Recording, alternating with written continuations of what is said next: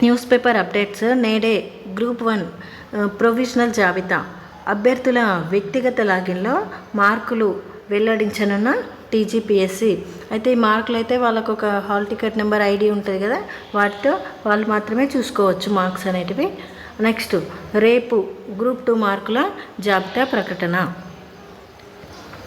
Telangana public service commission TGPSC 563 group 1 ఖాళీల భర్తీకి చేపట్టిన నియామక ప్రక్రియ తుది దశకు చేరింది.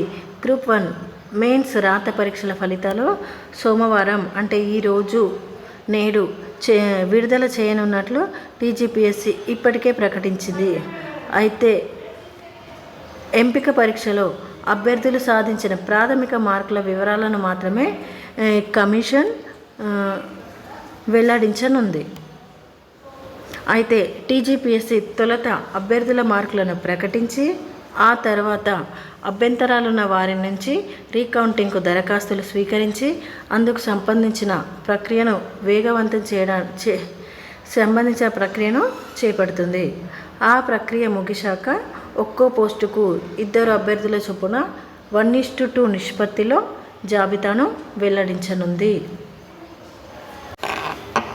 అయితే ఈ మేరకు సోమవారం గ్రూప్ 1 6 పేపర్లలో సాధించిన మార్కులను కలిపి మెరిట్ జాబితాను వెల్లడిస్తారు.